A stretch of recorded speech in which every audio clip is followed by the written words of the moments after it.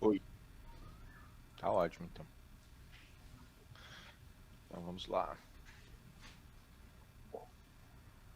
Bom dia a todos, né, para quem está assistindo ao vivo, boa tarde, boa noite, ou bom dia também se você está assistindo em algum outro momento. A gente está dando sequência ao nosso estudo panorâmico do Antigo Testamento, já é o nosso 23º estudo já, então a gente já tem uma grande sequência de estudos. A gente já falou um pouco, bastante aí sobre o reino de Judá, de Israel. Falamos um pouco dos reis, de alguns dos seus profetas, e hoje a gente vai falar sobre um período que divide a história, né, do reino de Judá, o pré-exílio e o pós-exílio. O exílio ele marca um divisor de águas na vida do povo e um momento muito crítico, né, na vida daquele povo que por muitas vezes achou que nada fosse acontecer com eles, né, como a gente falou na época lá no estudo sobre Jeremias, né? Afinal de contas, havia o templo do Senhor, né, em Jerusalém, né? Como Deus, eles achavam que independente do que eles fizessem, como eles vivessem, aquela cidade jamais seria invadida, né? E a gente vai ver que não foi isso que aconteceu. E a gente vai falar um pouco sobre o exílio, esse momento onde o povo é tirado da terra prometida, levado para uma outra terra, e passa alguns anos lá até que eles retornam, né? Então é um momento crítico, um momento de crise de fé do povo, um momento de, de para alguns falta de esperança, né? De achar que as promessas de Deus não se cumpririam, enfim. A gente vai entender um pouquinho melhor sobre esse momento que é o exílio. Então, a introdução do estudo de hoje.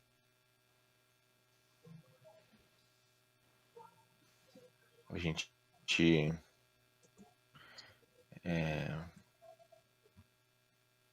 o exílio ele foi a maior crise para o povo de Deus, né? Então ele durante o período do Antigo Testamento, né? A gente nos anos antes do exílio, a gente vai já até acompanhar algumas reformas, né? Períodos até de renovo espiritual em que ocorreram em Judá, mas eles normalmente são seguidos por períodos de apostasia e colapso espiritual. Eu não sei, tá aparecendo para mim aqui que o slide não tá andando. Tá travado na capa ainda? Eu estou na introdução. Ah, tá bom. Então, beleza.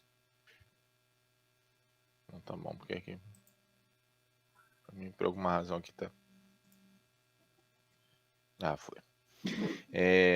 Então o povo, havia uma reforma no sentido do povo voltar para cultuar a Deus, mas logo depois, logo em seguida, né, um período, isso, um pouquinho antes do exílio, o povo se afastava, os reis que vinham, né, se colocavam contrários à palavra de Deus, se afastavam, adoravam outros deuses.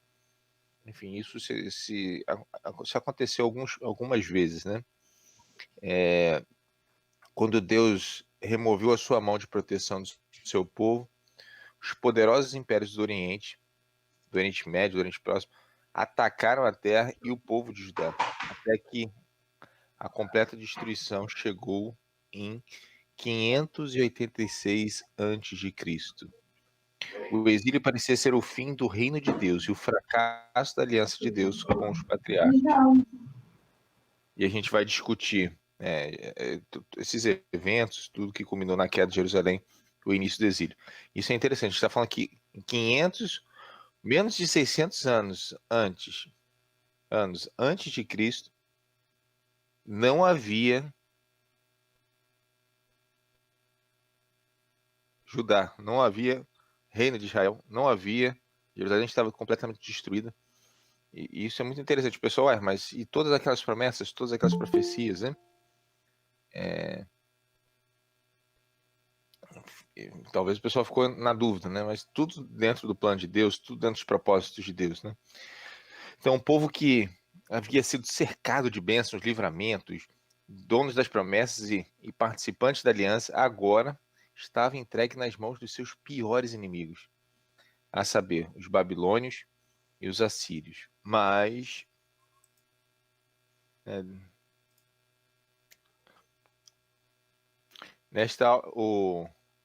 o que levou o povo de Deus a tornar-se escravo de nações pagãs?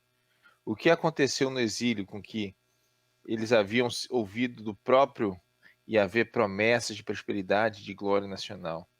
Que tratamento o povo de propriedade exclusiva de Deus recebeu de seus inimigos em terra estrangeira? Quanto tempo levou para que Deus trouxesse de volta para a terra dada a eles por Ele mesmo?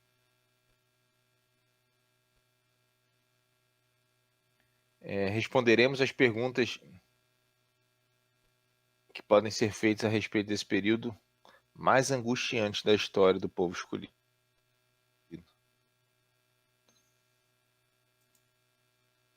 Então, o estudo de hoje ele vai estar baseado, né, em 1ª e 2ª Crônicas. A gente vai ler alguns textos, mas os relatos, né, do exílio, né, a gente também tem em Reis também, falando sobre o que aconteceu com o povo.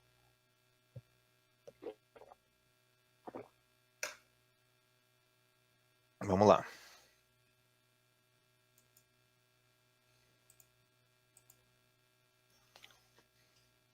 Quais são os nossos objetivos hoje, né? A gente quer sair daqui entendendo a importância geopolítica da Palestina. Então, por que né, tem tanto interesse ali naquele lugar até hoje, né? A gente ainda tem isso. O que acontece ali naquele pedacinho de terra ali que é tão disputado, né? Avaliar as ameaças militares de Judá após a queda de Israel. Então, isso é um ponto importante, né? Israel, Reino do Norte, já havia sido derrotado e destruído pelos assírios em 722. E qual é o impacto disso para Judá, que é o Reino do Sul? E identificar o padrão de características de reforma espiritual e apostasia. Então, esse foi talvez parecido com o que a gente via em Juízes, né? Era um momento de aproximação de Deus, um momento de afastamento. Aproximava, afastava. A gente vê isso novamente acontecendo aqui com esse povo. Tá? Então, um rei vinha, promovia uma reforma espiritual, o povo se aproximava de Deus, esse rei morria, vinha outro rei, apostatava, fazia altares para outros deuses, pagãos, enfim. Esses ciclos se repetiram na vida de Israel, né?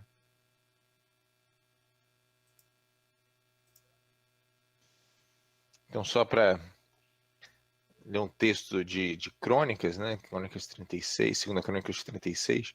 O Senhor, Deus de seus pais, começando de madrugada, falou-lhes por intermédio de seus mensageiros, porque se compadecera do seu povo e da sua própria morada. Eles, porém, zombavam dos mensageiros, desprezavam as palavras de Deus e mofavam nos seus profetas, até que subiu a ira do Senhor contra o seu povo, e não houve remédio algum. Quando eu estava preparando o estudo sobre o exílio, né, e eu fico muitas vezes assim, além uma das leituras e tal, eu fico matutando, né, fico ruminando aquilo, né, por que Deus faz isso, né, e tentando trazer outras questões, né, outros textos e tentando trazer buscar assim. O nosso Deus é um Deus de disciplina, né? Nosso Deus é um Deus santo, um Deus puro, um Deus zeloso, um Deus que faz alianças e cumpre essas alianças. E Deus chamou o povo de Israel para ser o seu povo, né? E isso tinham condições. Quando Deus faz a aliança, né? E Josué é muito claro com isso, com o povo, olha, a gente não é qualquer coisa que a gente está fazendo aqui, não. A gente está fazendo aliança com Deus, um Deus santo, zeloso. E se a gente não cumprir, tem as consequências também. E o povo, não, vamos fazer aliança com esse Deus e tudo. E chegou o momento, né, que aqui a ira de Deus se acendeu por conta da desobediência do seu próprio povo. E como a gente vai ler depois até lá em Hebreus, né, Deus Deus disciplina os seus filhos, Deus corrige seus filhos. E mais para frente a gente vai falar sobre isso. Eu acho que é uma palavra que as pessoas hoje não querem ouvir, né? As pessoas não querem ouvir falar de disciplina, de sacrifício, né? E talvez seja a razão da gente ter tantos problemas, estar vivendo tantos problemas, seja dentro das famílias, na vida das pessoas, porque as pessoas não fogem da correção, e dentro de casa, né, a gente vê muito pouco correção, muito pouca disciplina, e as pessoas estão crescendo sem saber o que é isso, né? E as consequências são latentes e evidentes, né? Então, falando um pouquinho do contexto, né?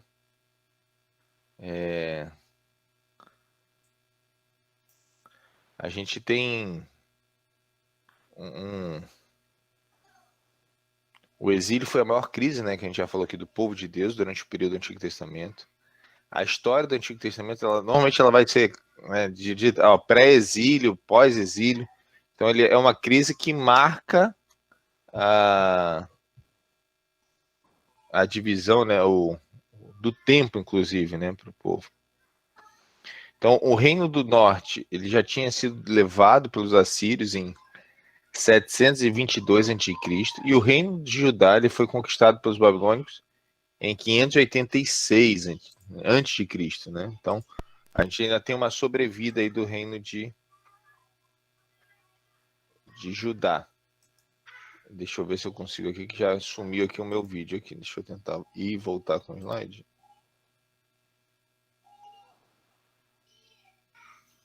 Não, eu vou fazer de outra forma.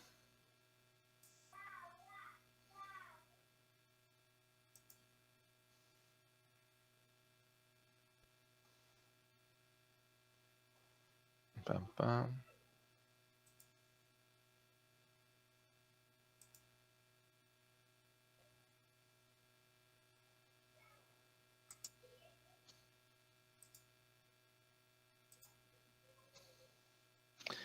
Um momentinho, gente. Eu vou botar só um vídeo aqui pra gente ter uma percepção aqui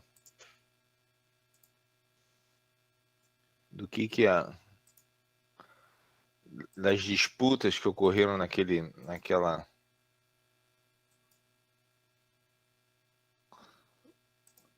região, né?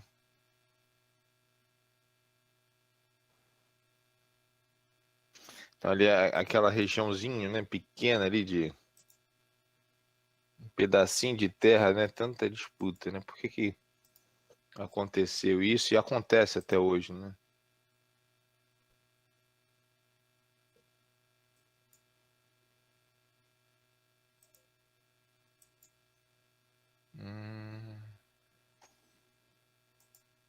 Problemas técnicos, o vídeo tá sumindo. Deixa eu...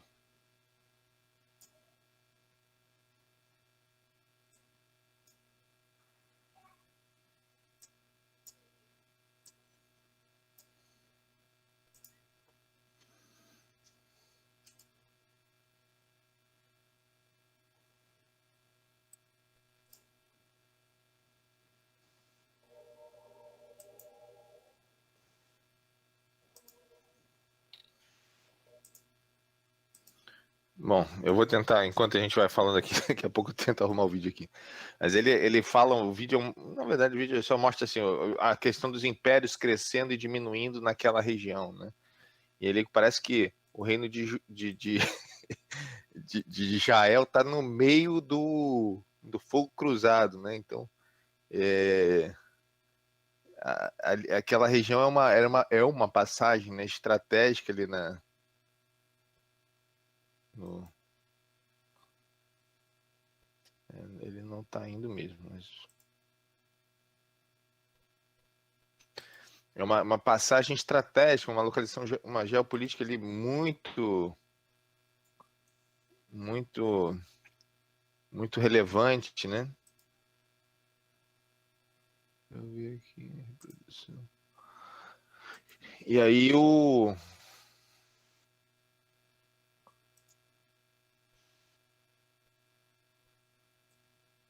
E aí acaba que, por estar ali no meio, né, o reino de Israel acaba sendo, né, ele está no meio do enfrentamento, né? Imagina você cruzar o fronte de batalha, né? Era mais ou menos isso que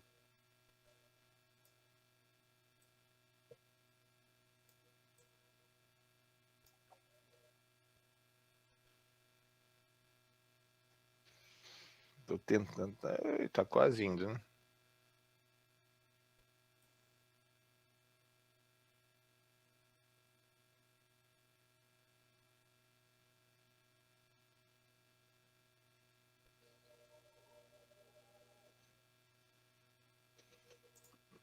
Ele não tá andando o vídeo, ele tá só pegando algumas imagens. Mas aqui, essa imagem aqui parou até num momento interessante aqui, que dá pra a gente falar alguma coisa aqui, né? A gente tem aqui embaixo, né, o Egito, né, um reino que perdurou aí, em muitos momentos foi conquistado por outros, mas ele está aqui embaixo. Aqui a gente vai ter a Babilônia, que a gente vai ter a Síria, então, dois reinos super poderosos. Mais para frente a gente vai ter o Império Medo-Persa surgindo aqui do lado. A gente vai ter o Império Grego depois vindo daqui por esse outro lado. E aqui, gente, pô, o pessoal podia contornar aqui. Essa região aqui é um desertão, é um deserto difícil de passagem. Então, a passagem toda, se eu quiser chegar na África, é esse o caminho aqui. Então, Israel é a conexão, né? Ele acaba sendo a conexão da África com a Ásia e com a Europa. Então, é um ponto estratégico, né, geopoliticamente, uma localização ali extremamente importante, rotas comerciais e avanço militar, né? Então para conquistar o Egito, né? O pessoal sempre que tinha alguma batalha com o Egito, o pessoal vinha por aqui, né? Então assim, todos o Império Grego passou por aqui, o Império Romano passou por aqui, os assírios tentaram passar por aqui, esbarraram aqui de uma forma milagrosa. A gente vai falar um pouquinho sobre isso, não avançaram aqui por cima de Judá. A Babilônia avançou por aqui também, né? O Egito também, por sua vez, avançava por aqui quando queria expandir seus territórios. Então, e aqui no meio, tá? Israel aqui em cima, né? E Judá aqui embaixo, sendo afligidos aí por toda essa sorte de guerras aí. E sobreviveram até onde sobreviveram pela graça e misericórdia de Deus, né? E esse é o império, os impérios que lutavam contra eles eram muito mais fortes, né?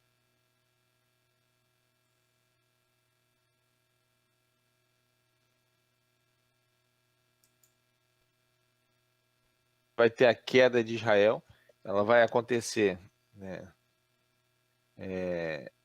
em 722 e Judá, o Reino do Sul, só vai cair em 586. Então foi um período difícil para a vida de Judá após a queda de Jerusalém, de Israel, né, de Samaria. A Palestina era de grande importância política, né, como eu mostrei ali no mapa, ela é um local de passagem, um local de rota comercial, um local de militar estratégico, né, de estratégia militar grande. Então ela está localizada no Mar Mediterrâneo, então ela dá acesso ao Mar Mediterrâneo, que vai conectar a Europa e a África. O Crescente Fértil, aquela região ali da Babilônia. E a Palestina servia como uma terra ponte, né, entre os três continentes, a conexão da África, Ásia e Europa.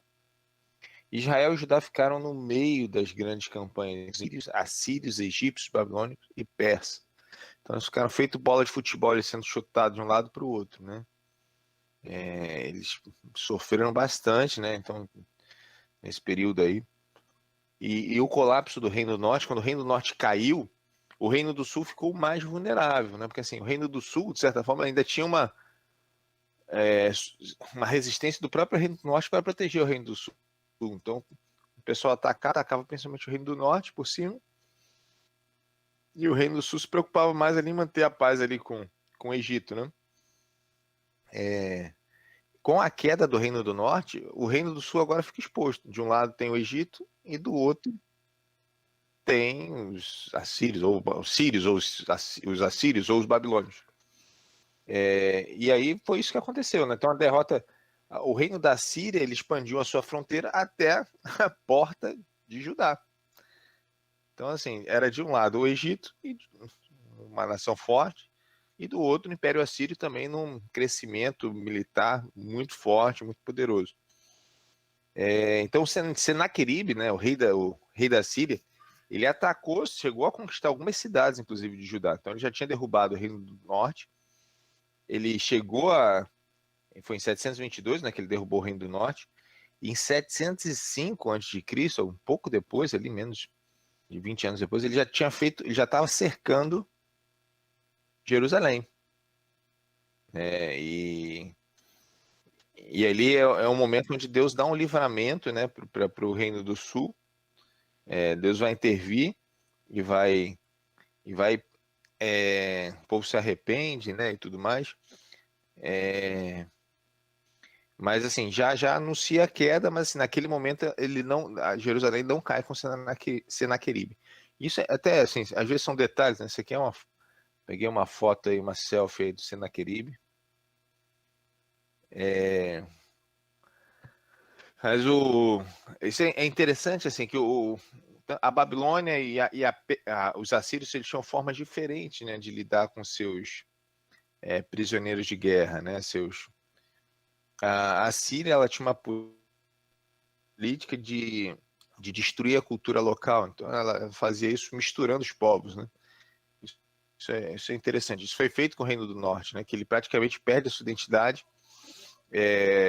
O que sobra ali, os próprios judeus, né, lá na frente vão ter muito preconceito com aqueles povos, com aquilo, com quem ficou ali no Reino do Norte, que foi uma grande mistura de nações, né? Mas ficaram denominados como samaritanos. E os assírios, eles eram bem, assim, bem eficientes nessa sua política de destruir a cultura, né? Eles tentavam destruir a identidade nacional para que não houvesse um levante, para que não houvesse, né, uma briga ali do povo tentando, né, resgatar a sua terra, enfim. E eles foram muito efetivos, né, no Reino do Norte e né, Deus, na sua providência, não permitiu que isso acontecesse com o Reino do Sul. Deus sempre tem seus planos, seus propósitos, seus desígnios, e nada pode frustrá-los. Nem mesmo nós, né? Nem mesmo nós conseguimos, né, na nossa perversidade, às vezes, nosso orgulho, na nossa dureza de coração, isso, né, também não é capaz de destruir os desígnios de Deus, os propósitos de Deus. E aí Deus não permite que Senaqueribe destrua Jerusalém, mas Deus vai permitir que uma outra nação faça isso, que é a Babilônia. Né? E aquela história que acontecia lá que Jeremias falou, vocês ficam aqui falando, é o templo do Senhor, o templo do Senhor, o templo do Senhor, nada vai acontecer com a gente, Jeremias já falou, vai acontecer. Olha lá o que aconteceu em Siló, que era uma terra especial, onde tinha arca e tal, não sei o que, foi destruída, está arrasada, não tem nada lá. E acontece com Jerusalém agora, com a Babilônia, vai acontecer com a Babilônia, né? E o interessante da Babilônia é porque assim, a Babilônia ela tem uma outra prática com relação aos seus prisioneiros de guerra. Ela pega aquilo que a nata da sociedade, né, que é as pessoas mais preparadas, mais estudadas, que tinham ofícios de valor e tal, e ela leva essas pessoas de forma integrada para dentro do seu próprio reino. Né? E eles, né, formam colônias, né, espécies de colônias dentro da própria Babilônia, vivendo de forma integrada, né? Então, assim, a providência de Deus está até em qual reino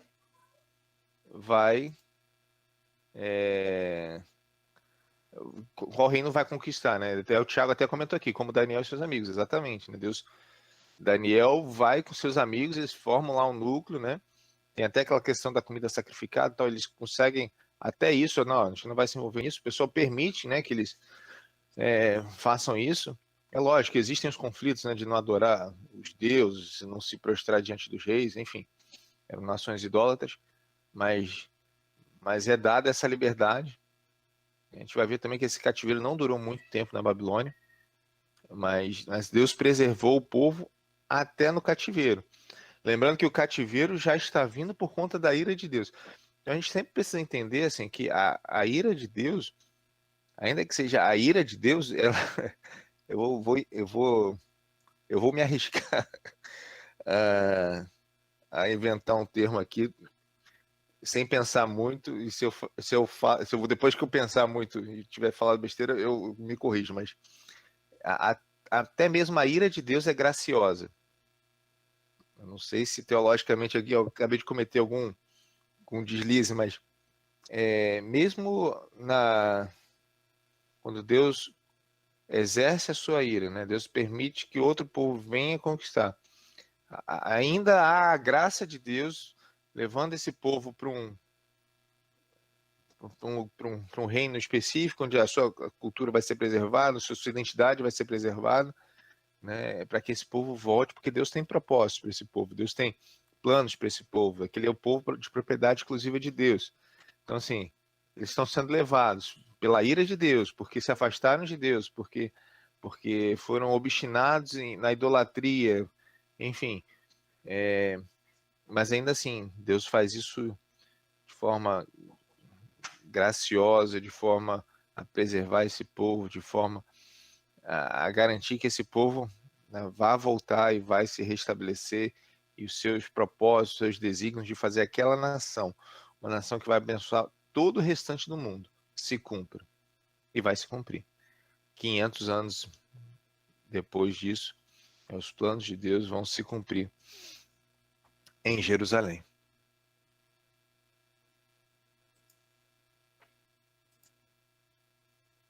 E, e aqui a gente vê a volatilidade, né, desse povo, né? A gente, durante esse período, né, dos reis, né, a gente tem aqui desde Davi, né, Saul, depois veio Davi, Salomão e os reis, até quem roubou a ruptura, né, do reino de Israel e o reino de Judá. E no reino de Israel, a gente praticamente só vai ter reis que viveram na idolatria, né? E aqui no reino de Judá, a gente vai ter momentos, né? Momentos de buscar Deus, momentos de se afastar de Deus, e talvez vivendo algo parecido com o que a gente estudou no livro de Juízes, né? Essa oscilação, essa volatilidade, né? Então foi um período de reformas, múltiplas reformas, né? Assim, a gente teve reformas de se aproximar de Deus, de voltar para Deus, períodos de renovo espiritual, mas a gente também tem esses renovos, esses momentos também são seguidos de apostasia, de se afastamento de Deus. Então, assim, Ezequias, ele foi um dos reis, né? Ezequias tá aqui, ó, já no período do final aqui do Reino do Norte, né? Que é aqui quando o Império Assírio destrói aqui o Reino do Norte. Ezequias governava o Reino do Sul. Então, Ezequias foi um rei que promoveu uma reforma espiritual, mas ele também errou, né? Porque ele fez aliança com a Babilônia, né? Para ter a proteção militar. Lembra daquela questão? Eles estão ali no meio da batalha, né? Então, às vezes ele, ó, quem é que tá mais forte? Deixa eu correr para lá para fazer uma aliança com o fulano. E assim, né, eles viviam, né, assim, buscando nas alianças a proteção, né, que eles julgavam necessária, né? E os profetas, por sua vez, eles condenavam essas alianças, né? Vocês estão fazendo aliança com nações estrangeiras, né? Porque vocês não confiam em Deus.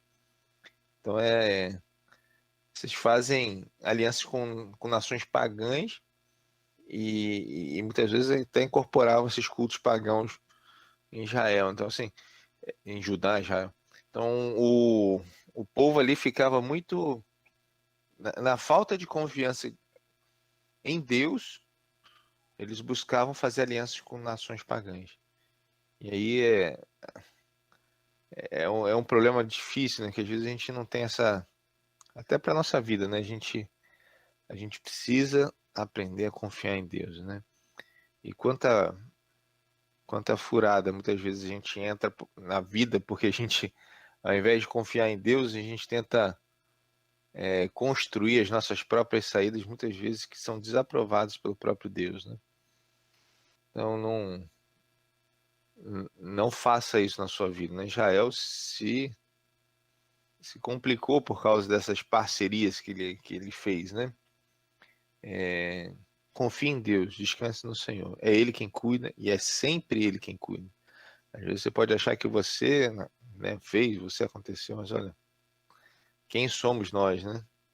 É o Senhor quem cuida de nós na pandemia, é o Senhor que cuida de nós no tempo tranquilo, é o Senhor quem cuida de nós o tempo todo. E é nele que a gente precisa e deve confiar. Então, o período de Ezequias, né? Ezequias morreu, né? Manassés sucedeu seu pai Ezequias e ele se tornou o mais perverso reino de Judá, né, da parte do sul. Então, alguém que tinha tido até um pai que tinha feito um bom reinado de reforma espiritual, apesar de ter feito aliança com quem não deveria, vem Manassés e de uma forma reina de uma forma muito perversa, né? Ele reinou por bastante tempo até, né? Então, ele ficou bastante tempo. E ele não só estabeleceu imagens pagãs por todas as cidades de Judá, isso é impressionante, ele institucionalizou a idolatria, né, o culto pagão, como ele fez isso dentro do próprio templo de Deus.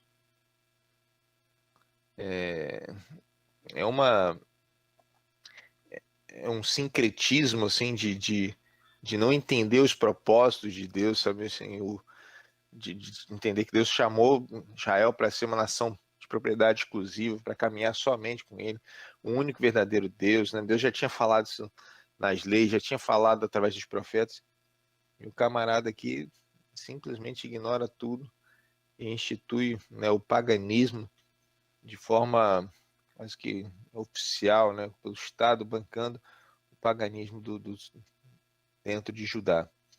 Ele até foi trazido ao arrependimento já na sua velhice, mas Amon sucedeu ele também perpetuou os erros, os pecados de seu pai, né? Então assim essa questão aí do sincretismo, né? A gente às vezes fica achando que isso não tem nada a ver com a gente hoje. Não, tem isso já, que absurdo, né? A gente precisa avaliar, né? O quanto do mundo a gente não tem trazido para dentro da igreja, quanto do culto ao homem, né? Que eu diria que é o humanismo, né? Não tem sido incorporado dentro da nossa da nossa liturgia, dentro da nossa cosmovisão, e, e a gente precisa entender, né? Que talvez se os deuses do passado, né? Eram de ídolos, de pedra, não que não tenham isso hoje, ainda existem isso, né? Mas a gente tem ídolos nos corações, né, que podem ser tão perversos quanto esses ídolos que Manassés, né, e outros reis de Judá cultuavam, né? Então a gente precisa entender, né, quem que é o centro, quem é que governa. É a palavra de Deus que governa tudo na nossa vida, todos os aspectos da nossa vida, a gente olha para ela, ou tem questões da nossa vida que a gente classifica a Bíblia como ultrapassada e vai buscar outras fontes. Vai beber de outras fontes quando a gente tem o próprio Deus nos orientando, né?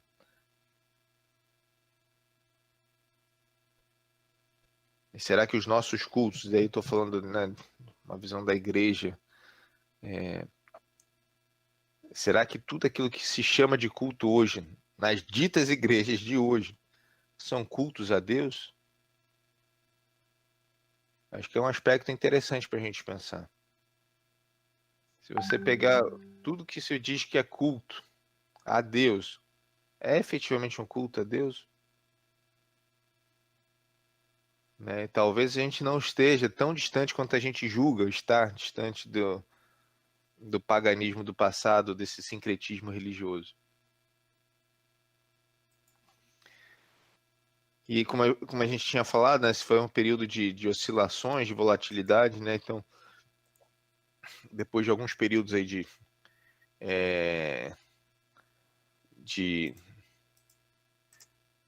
de perversidade, de afastamento, acontecem novas reformas, né? Josias, ele, ele ascendeu ao trono de Judá em 637 e ele fez a maior reforma, né, da história do Reino do Sul. Então tinha Josias 8 anos de idade quando começou a reinar e reinou 31 anos em Jerusalém. Fez o que era reto perante o Senhor, andou em todo o caminho de Davi, seu pai, e não se desviou nem para a direita nem para a esquerda. Então Josias ordenou a reconstrução e a reforma do templo, que foi danificado depois de vários ataques contra Jerusalém. E eles acharam um rolo, né? Foi encontrado um rolo que provavelmente era uma porção perdida do livro de Deuteronômio. Então, a palavra de Deus já estava sendo perdida, né? Isso é uma das evidências, né, do afastamento de Deus, é quando a palavra de Deus é deixada de lado. Isso é uma evidência muito importante para a nossa vida, né? O quanto a palavra de Deus tem ocupado, o quanto a palavra de Deus tem ocupado espaço na sua vida. Quanto tempo, quanto dos seus pensamentos, quanto está lastreado e baseado e alimentado pela palavra de Deus. Aqui no caso aqui de Josias, quando ele faz essa reforma, tinha parte da Bíblia que estava até perdida. E, tendo reouvido as palavras do livro da lei, rasgou suas vestes. Então foram ler o livro da lei para ele. Ele se arrepende, rasga suas vestes. Ordenou o rei a Ilquias, o sacerdote, a Aicão, filho de Safã, a Aquibor, filho de Micaías, a Safã, o escrivão, e a Asaías, servo do rei, dizendo: Ide e consultai o Senhor por mim, pelo povo e por todo Judá, acerca das palavras deste livro que se achou.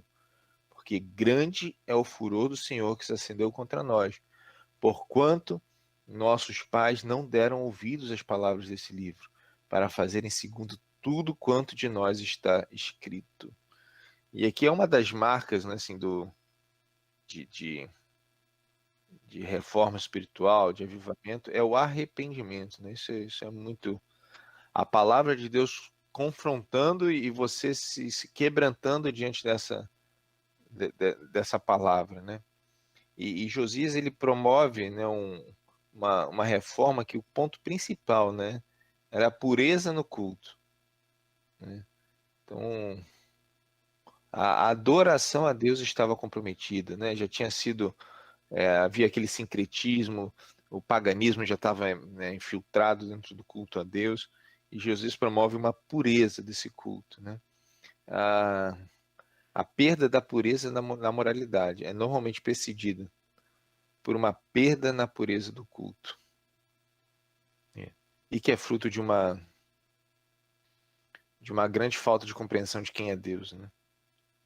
E aí você começa a perder a pureza no culto, na adoração a Deus. Você começa a colocar o homem como centro do culto, como objeto a ser adorado, o objeto alvo ali do culto não é mais o próprio Deus, é o homem. E aí, naturalmente, o homem, como ele é o próprio centro, ele acaba sendo o próprio Deus daquele culto. E vira uma religião voltada para si mesmo, né? Você pode até botar na parede, na fachada, que é uma igreja que adora a Deus e tal, mas muitas vezes quando você bota o homem como centro, na verdade você está adorando o próprio homem, e o que acaba sendo é, entrando em prática é que, como o homem é o centro, né, o que importa é o que dá prazer ao homem, né? Aquilo que agrada ao homem. Então você começa a fazer várias concessões, começa a deixar várias partes da Bíblia de lado, porque o importante é que as pessoas estejam felizes, né? Num conceito tão vago de felicidade e tão fútil, né? Então, Josias promove esse retorno à palavra, esse retorno no arrependimento, na pureza do culto, na adoração legítima e verdadeira a Deus, né?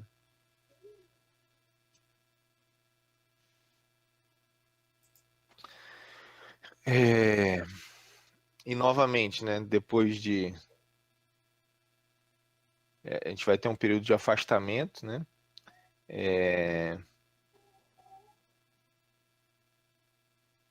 A gente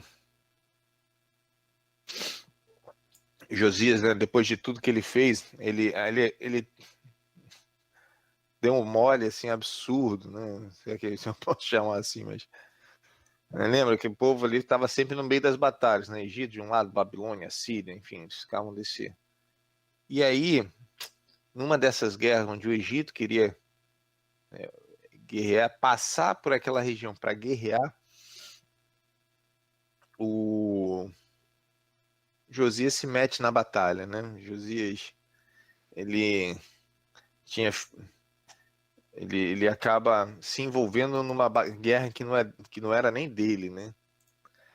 Aí a gente vai ler lá o texto. O texto está em 2 Crônicas 35. Olha só o que o texto vai falar, né?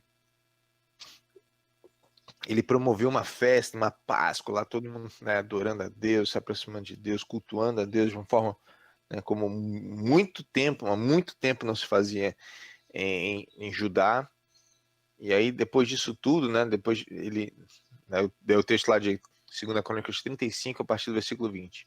Depois de tudo isso, havendo Josias já preparado o templo, subiu Neco, rei do Egito, para guerrear contra Carquemes, junto ao Eufrates. E Josias saiu ao seu encontro.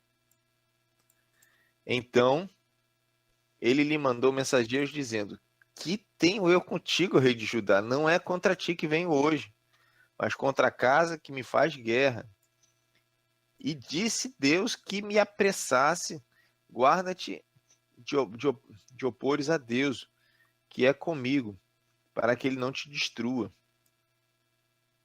Então, assim, o rei do Egito falou: Olha, Josias, eu não quero guerrear com você. Deus falou para eu não mexer com você. Eu não vou mexer com você. Eu só quero passar aqui para guerrear contra quem está lá em cima. Porém, Josias não virou dele o seu rosto, antes se disfarçou para pelejar contra ele. E não deu ouvidos às palavras de Neco, que saíram da boca de Deus. Antes veio a pelejar no vale de Megido. E os flecheiros atiraram contra o rei Josias. Então o rei disse a seus servos: Tirai-me daqui, porque estou gravemente ferido. E os seus servos o tiraram de carro e o levaram no segundo carro que tinha e o trouxeram a Jerusalém, e morreu. E o sepultaram no sepulcro dos seus pais. E todo o Judá e Jerusalém prantearam a Josias. E Jeremias fez uma lamentação sobre Josias. E todos os cantores e cantoras, nas suas lamentações, têm falado de Josias até o dia de hoje, porque as estabeleceram por estatuto em Israel. E eis que estão escritas nas lamentações. Então aqui a gente, Josias, que tinha feito uma grande reforma, né, um avivamento, se aproximando de Deus. Deus usa um ímpio aqui para falar com ele. Olha, Deus falou que não é para eu mexer com você de jeito nenhum. E ele acaba permanecendo, né, nessa questão de confronto, de guerra, e acaba morrendo, né, de forma sendo atingido aí por flechas, e ele acaba morrendo, né, numa guerra que não era nem para ele estar lutando, né? Então Deus tentou alertá-lo, né? Ele foi insistente e acabou, né, morrendo. E o interessante é que própria Jeremias, né, lamenta a morte de Josias, né? Talvez tenha sido um dos poucos bons momentos do ministério de Jeremias, né? Quando um rei vem e promove essa reforma, né? essa reforma espiritual. E Jeremias lamenta, né, a morte de Josias. Mas poderia ter ouvido, né? Poderia ter atentado, até porque muitas vezes Deus usa até o ímpio, né, para alertar os seus filhos, né? Então aqui Jeoacás, que era para quem deveria assumir o reino, deveria reinar, mas o faraó Neco depois ele e colocou o rei Jeoaquim, né? Então assim, aqui o reino de Judá já estava quase com uma intervenção aqui, né? Então Joaquim continuou a fazer o que era mal em Judá, queimando até mesmo um dos rolos proféticos de Jeremias, né? Então, para você ver o nível do indivíduo, né? Ele queimou a palavra de Deus, né? Ele queimou um dos rolos do profeta que falava em nome de Deus. Tem gente, que absurdo, né? Joaquim, né? Que faz isso, é um perverso e tal. Mas tem muitas partes da Bíblia aí sendo ignoradas por muitas pessoas, né? Ou pior, né?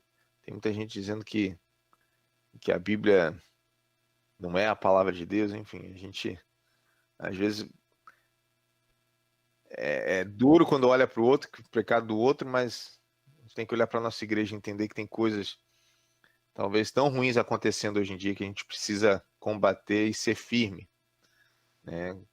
A Bíblia é a palavra de Deus, ela tem tudo aquilo que a gente precisa para a nossa vida. A gente precisa se ater, buscar nela as respostas para o nosso dia a dia. E aí vem a queda de Judá, né? Então, assim, a gente teve essa guerra que Josias entrou aí com o Egito, mas aconteceram outras batalhas naquela região, né? Então, a gente tem a batalha de Carquemes, que ela vai acontecer entre os babilônios e os egípcios, né? Então, lembrando, quem estava lá desde o início da aula já viu aquela do mapinha, né? Que Israel e Judá estão no meio ali do confronto, né? A localização geográfica de Israel, ela é no meio dos povos ali guerreando.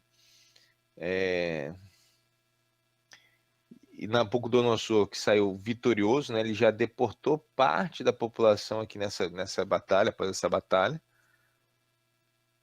Inclusive aqui Daniel e seus amigos, né? Fizeram parte dessa primeira deportação. O rei Jeconias de Judá foi deportado para a Babilônia em 597 a.C., junto com outros nobres, artesãos. Então, assim, a ideia era que o Babilônia, né, como eu falei, né, ela levava a nata da sociedade, levava aquilo que ela julgava que pudesse agregar valor para ela, pessoas, né, com ofícios que trouxessem valor, com conhecimento. Essas pessoas eram levadas e eles deixavam para trás os pobres, os camponeses que ficavam na terra, né? Então, aqui os plebeios, né, os pobres, os camponeses ficaram em Judá. E aqui provavelmente é o momento em que o profeta Ezequiel, que vai ser o nosso próximo estudo, ele é deportado e também levado para a Babilônia. Então, assim, só para a gente talvez ter uma ideia, né, do que é ser levado para a Babilônia. Calma aí, ainda não. Então, só aqui. Eu posso adiante. Vamos aqui. Então, continuando aqui na queda de Judá, a gente tem o Ezequias, né? Zedequias. Foi o último rei de Judá, né? Foi um rei já quase que fantoche, né, dos babilônios. E acabou se dando mal porque achou que poderia enfrentar os babilônicos, né? Então, assim, ele foi deixado ali para ser isso era comum também, né? Olha, era da família monarca, né? Vou deixar você aqui tomando conta aqui, mas você tem que pagar tributo, você tem que dar lealdade a Nabucodonosor, enfim. Em algum momento, Zedequias achou que poderia se levantar contra Nabucodonosor, né? E aí ele foi trucidado, né? Ele se rebelou contra Nabucodonosor, e até como uma resposta, né, para que todo mundo entendesse o que acontecia, fizesse isso, Nabucodonosor simplesmente destrói a família dele, cega os olhos deles, assim, mata os filhos na frente dele, e destrói a cidade de Jerusalém. Aqui daí a gente tem a primeira grande destruição de Jerusalém, né, que a gente vai ter o que alguns até classificam como seria o primeiro holocausto, depois quando o Império Romano também vem invadir, seria um segundo holocausto, um outro momento de grande destruição. Mas aqui, Nabucodonosor quase que não deixa pedra sobre pedra. E daí a gente pode ler, é um texto legal para a gente ler, 2 Reis 25, a gente entender. Então, assim, Zedequias tinha sido colocado ali para ficar ali, ó, fica aí controlando, mas sob nossa, obedecendo a gente, né? E ele acaba se rebelando. É o que vai lá dizer 2 Reis 25, a partir do versículo 1. Aconteceu que, ao 9º ano do reinado de Zedequias, aos 10 dias do 10º mês, Nabucodonosor, rei da Babilônia, veio contra Jerusalém, ele e todo o seu exército, sitiaram a cidade, construíram rampas de ataque ao redor dela. A cidade ficou sitiada até o 11º ano do rei Zedequias. Olha que assustador, né? Foram mais de um ano, né? Foi do 9º ano até o 11º ano. Foram 2 anos de cerco. Aos 9 dias do 4º mês, quando a cidade se via apertada pela fome e não havia pão para o povo da terra, a cidade foi arrombada. Embora os caldeus estivessem em volta da cidade, todos os homens de guerra fugiram de noite pelo caminho do portão que fica entre 2 muralhas pelo jardim do rei. Fugiram na direção do Vale do Jordão. Mas o exército dos caldeus perseguiu o rei Zedequias e o alcançou nas campinas de Jericó. E todo o exército deste se dispersou e o abandonou. Então Zedequias foi preso e levado ao rei da Babilônia, em Ribla, o qual pronunciou a sentença. Mataram os filhos de Zedequias na frente dele. E então lhe furaram os olhos, amarraram-no com correntes de bronze e o levaram para a Babilônia. No 7º dia do 5º mês do 19º ano do reinado de Nabucodonosor, rei da Babilônia, Nebuzaradã, chefe da guarda e servidor do rei da Babilônia, veio a Jerusalém. Ele queimou a casa do Senhor e o palácio, bem como as casas de Jerusalém. Também entregou às chamas todas as construções importantes. Todo o exército dos caldeus que estava com o chefe da guarda derrubou as muralhas ao redor de Jerusalém. Nebuzaradã, chefe da guarda, levou cativos o resto do povo que havia ficado na cidade, os desertores que se entregaram ao rei da Babilônia e o restante da população. Porém, o chefe da guarda deixou alguns dos mais pobres na terra para serem vinhateiros e lavradores. Os caldeus cortaram em pedaços as colunas de bronze que estavam na casa do Senhor, bem como os suportes e os utensílios e o mar de bronze que estavam na casa do Senhor, e levaram o bronze para a Babilônia. Levaram também panelas, pás e apagadores, os recipientes de incenso, todos os utensílios de bronze com que se ministravam. O chefe da guarda levou também os braseiros, as bacias e tudo de ouro e de prata. Quanto às colunas, ao mar de bronze e aos suportes que Salomão havia feito para a casa do Senhor, o peso do bronze, todos esses utensílios era incalculável. E aí aquilo que Jeremias já havia predito, né? Vocês ficam aí se apegando ao templo do Senhor como se nada fosse acontecer com vocês por causa do templo do Senhor. O templo do Senhor é destruído, né? E aquela questão, né, de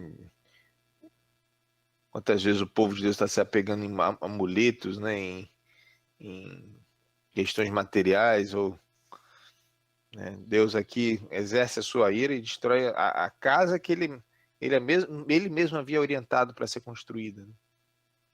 E usa o império pagão para fazer isso, né? Deus fez isso ao longo da história o tempo todo, né?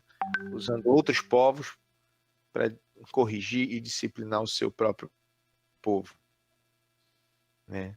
Então, só para a gente entender o que é ser levado para a Babilônia, né? Aqui está Jerusalém, aqui Megido, a Batalha de Megido, né?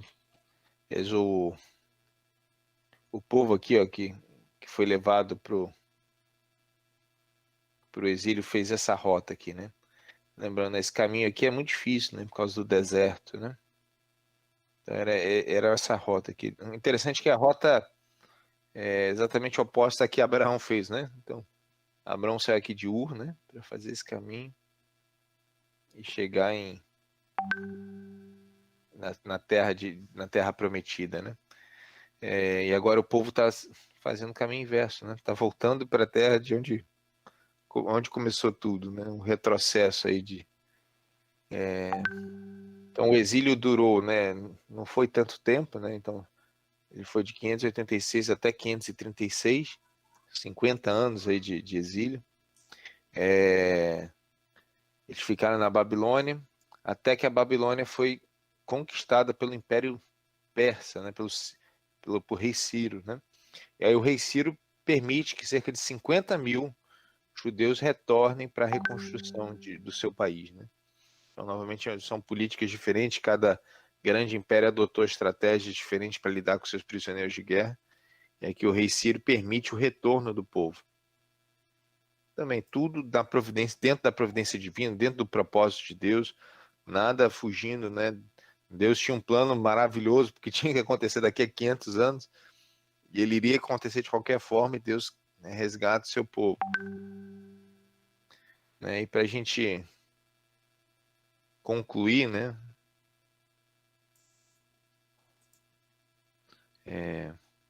Chegando à conclusão, a gente viu hoje, né, como Deus provou o seu povo, permitindo que ele passasse pela pior de todas as provas da antiga aliança, que foi perder a terra, ser levado prisioneiro novamente, né?